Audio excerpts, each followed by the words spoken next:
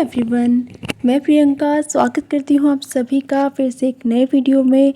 और आज के वीडियो में हम शिक्षण के उद्देश्य पढ़ने वाले हैं और ये टॉपिक आपका EMRS TGT PGT के लिए जो टीचिंग एप्टीट्यूड पूछा जाना है उसके लिए काफ़ी इम्पोर्टेंट होने वाला है। तो चलिए स्टार्ट करते हैं आज का वीडियो। तो आज हम बात करेंगे शिक्षण के उद्देश्य यानी कि टीचिंग ऑब्जेक्टिव्स की। तो देखिए फ्रेंड्स, जब भी हम बच्चों को पढ़ाते हैं यानी कि जब भी हम शिक्षण कार्य कराते हैं तो कुछ ना कुछ उद्देश्यों को हमें ध्यान में रखना होता है। अर्थात बालक के व्यवहार में कुछ परिवर्तन आना चाहिए, बालक कुछ ना कुछ सीखना चाहिए, यही हमारे शिक्षण का उद्देश्य होता है। तो देखिए, जो शिक्षण का उद्देश्य है या शिक्षण के जो उद्देश्य हैं उन्हें ब्लूम ने कुछ भागों में बांटा है। तो हम यहाँ पर आज ब्लूम का क्लासिफिकेशन पढ़ने वाले हैं। तो देखिए, जो ब्लूम है उन्होंने जो शिक्षण उद्देश्य हैं उन्हें 3 श्रेणियों में विभाजित किया है, यानी कि 3 टाइप्स बताए हैं उन्होंने। कौन से हैं वो 3 टाइप्स, चलिए देखते हैं। तो देखिए, पहला तो है ज्ञानात्मक या जिसे कॉग्निटिव डोमेन भी कहते हैं। दूसरा है आपका भावात्मक या अफेक्टिव डोमेन और तीसरा है मनोक्रियात्मक या मनोगत्यात्मक, मनोसंचालित भी इसे कहते हैं, और इसका नाम है दूसरा आपका साइकोमोटर डोमेन। तो जो ब्लूम है उन्होंने 1956 में अपने ये उद्देश्यों को 3 श्रेणियों में विभाजित किया था। अब चलिए सबसे पहले हम बात करते हैं ज्ञानात्मक यानी कि कॉग्निटिव डोमेन की। तो इसमें क्या होता है कि जितनी भी क्रियाएं से संबंधित की जाती हैं वो मस्तिष्क यानी कि ब्रेन से रिलेटेड होती हैं। ठीक है, आप लोग समझ गए होंगे। ज्ञान यानी कि बौद्धिक क्षमता जो है व्यक्ति की, उसका विकास किया जाना है, उससे संबंधित होता है हमारा ज्ञानात्मक क्षेत्र। अब इसे भी 6 स्तरों पर विभाजित किया गया है, यानी कि ज्ञानात्मक जो ज्ञान क्षेत्र यानी कि जो हमारा कॉग्निटिव डोमेन है, ब्लूम ने इसे 6 भागों में और बांटा है। कौन से हैं वो 6 भाग, आगे देखते हैं। तो देखिए, सबसे पहला है आपका ज्ञान या नॉलेज। तो देखिए, इसमें क्या किया जाता है कि जो भी हमें बच्चों को इन्फॉर्मेशन देनी है या कुछ भी हमें अपनी जो भी हमें पढ़ाना है विषय वस्तु, उसको याद रखने से संबंधित होता है। यानी कि हमने बच्चों को कुछ भी चीज़ बताई और बच्चे ने उसे याद कर लिया, तो ये हमारा ज्ञान से संबंधित हो जाएगा। दूसरा आता है आपका बोध या कॉम्प्रिहेंशन। इसमें क्या होता है कि जो भी चीज़ हम बच्चे को पढ़ा रहे हैं वो सिर्फ उसे याद नहीं कर रहा बल्कि समझ भी रहा है, यानी कि समझने की जो क्षमता होती है उससे संबंधित है ये। तीसरा है उपयोग या एप्लीकेशन। तो इसमें क्या होता है कि जो भी बच्चे ने ज्ञान प्राप्त किया तो उसके मस्तिष्क में है, यानी कि वो अमूर्त रूप में है। तो उस अमूर्त ज्ञान को मूर्त रूप में या व्यवहार के रूप में जब लाया जाता है, जब उसका उपयोग किया जाता है, तो ये तीसरा स्तर यानी कि उपयोग या एप्लीकेशन कहा जाता है। चौथा है हमारा विश्लेषण या एनालिसिस। इसमें क्या होगा कि जो भी बच्चे के पास जो भी इन्फॉर्मेशन है यानी जो भी सूचना है उसे अलग अलग टुकड़ों में तोड़कर देखना, जिससे वो उसके अर्थ को अच्छी तरह से समझ सके, इसे ही विश्लेषण या एनालिसिस कहा जाता है। नंबर 5 पर है हमारा संश्लेषण या सिंथेसिस। तो देखिए, इस वाले स्तर में क्या होता है कि जितने भी विषय वस्तु या जो भी बच्चे ने पढ़ा उसके जो अलग अलग घटक होते हैं, जितने भी कंपोनेंट्स होते हैं, उनको एक जगह इकट्ठा किया जाता है, यानी कि एक ही जगह समावेश किया जाता है उन सब चीज़ों का। इसे ही क्या कहेंगे, संश्लेषण कहेंगे, और ये विश्लेषण का उल्टा होता है। और अंतिम है हमारा मूल्यांकन या एवेल्युएशन। इसमें क्या होता है कि जो भी बच्चे ने सीखा उसका मूल्यांकन करना कि किस तरीके से सीखा, और आगे कोई कमी रह गई हो तो उसको दूर करने का प्रयास करना। तो जो हमारा कॉग्निटिव डोमेन है उसके ये 6 टाइप्स हैं, जिसमें है आपका ज्ञान, बोध, उपयोग, विश्लेषण, संश्लेषण और मूल्यांकन। अब दूसरा जो उद्देश्य बताया वो है भावात्मक या अफेक्टिव डोमेन। तो देखिए, इसमें क्या होता है, इसमें जितनी भी क्रियाएं होती हैं वो हमारे संवेगों यानी हमारे इमोशन से, हमारे फीलिंग से रिलेटेड होती हैं।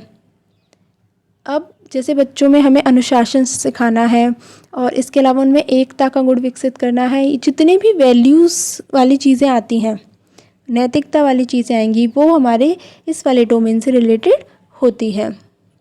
ठीक है, आप लोग, आई होप आपको समझ में आ गया होगा। अब तीसरा है आपका मनोक्रियात्मक। या जिसे हम साइकोमोटर डोमेन भी कहते हैं। इसमें क्या होता है, इसमें जो भी क्रियाएं आएंगी वो हमारे कौशलों से यानी कि हमारे स्किल से रिलेटेड होती हैं, या जितने भी तकनीकी कौशल जो सीखे जाते हैं वो सभी इसी डोमेन के अंतर्गत आते हैं। जैसे कि बच्चे कुछ तकनीकी ज्ञान, कोई भी मशीन है, कोई भी उपकरण है, उसका संचालन सीखना, ये सारी चीज़ें आपकी साइकोमोटर में आ जाती हैं। देखिए बाद में जो ब्लूम की टैक्सोनॉमी थी इसमें कुछ चेंजेस भी हुए थे। तो इसमें क्या था, जो बोध शब्द है और जो बोध शब्द है उसे समझ के साथ और संश्लेषण के स्थान पर उन्हें सृजनात्मकता शब्द का प्रयोग किया था। यानी कि जो भी आपने संश्लेषण पढ़ा था उस वर्ड को संश्लेषण से बदल दिया गया था, यानी कि उस स्थान पर अब संश्लेषण का प्रयोग होता था।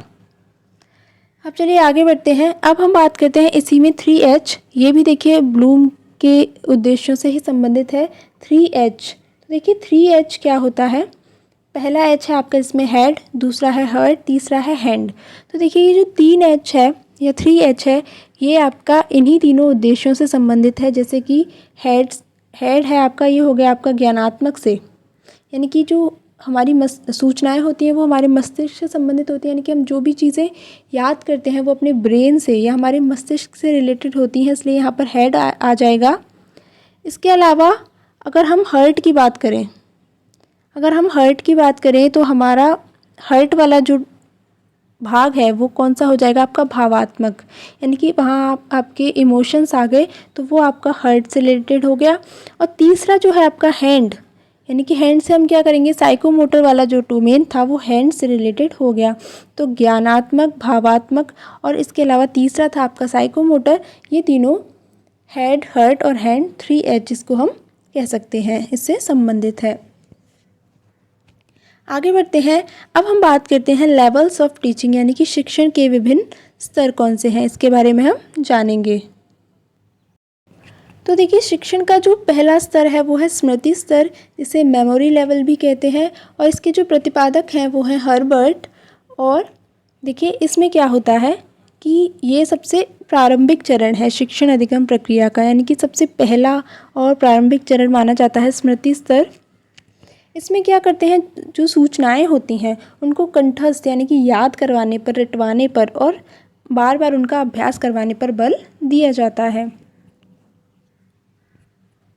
तो आई होप आपको समझ में आ गया कि स्मृति स्तर, जैसा कि इसके नाम से पता लग रहा है, इसमें क्या होता है, बच्चों को चीज़ें याद करवाने पर ज़्यादा बल दिया जाता है, चाहे वो उसे रट कर करें, किसी भी तरीके से करें, सिर्फ उन्हें चीज़ों को याद रखना होता है।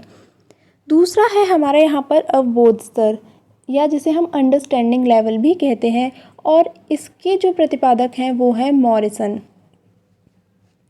अब देखिए इसमें क्या होता है, इसमें जो भी सूचनाएं होती हैं, जो भी तथ्य होते हैं, उनको याद ही नहीं करवाया जाता बल्कि उन्हें समझाया भी जाता है, यानी कि उनके प्रति समझ भी बच्चे में विकसित की जा सकती है। इसे हम कह सकते हैं मेमोरी प्लस इंसाइट, यानी कि याद तो रखना ही है, साथ ही समझ कर याद रखना है, एक सूझ विकसित करनी है उसके प्रति।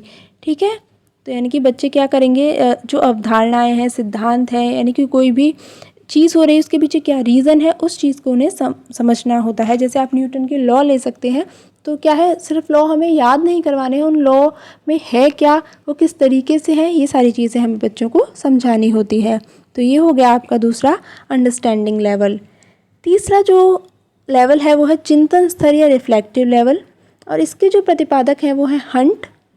अब देखिए इसमें क्या होता है, ये उच्चतम स्तर का टीचिंग होती है, यानी कि इसमें दोनों ही आ जाते हैं, मेमोरी और आपका अवबोध स्तर, दोनों इसके आधार है। और ये सबसे उच्चतम स्तर का है, और ये समस्या केंद्रित दृष्टिकोण पर आधारित होता है, यानी कि बच्चे के पास एक समस्या होगी तो उसके लिए वो क्या करेगा, चिंतन करेगा।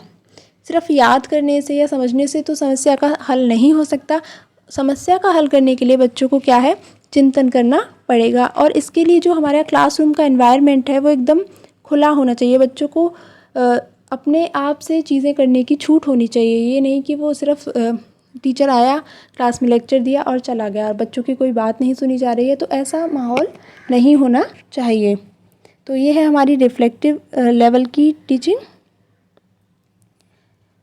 अब देखिए आगे क्या है, इसी की हम बात करते हैं कि इसमें और क्या होता है कि जो चिंतन स्तर का होता है, इसमें बच्चे तर्क के द्वारा, अपनी कल्पना के द्वारा, इन सारी चीज़ों के द्वारा चीज़ों को सीखते हैं। तो आज की वीडियो में हम यही पढ़ेंगे, नेक्स्ट वीडियो में हम आगे के टॉपिक को कवर करेंगे। तो फ्रेंड्स आज की वीडियो में इतना ही, मिलेंगे एक नए वीडियो में एक नए टॉपिक के साथ। तब तक के लिए थैंक यू सो मच।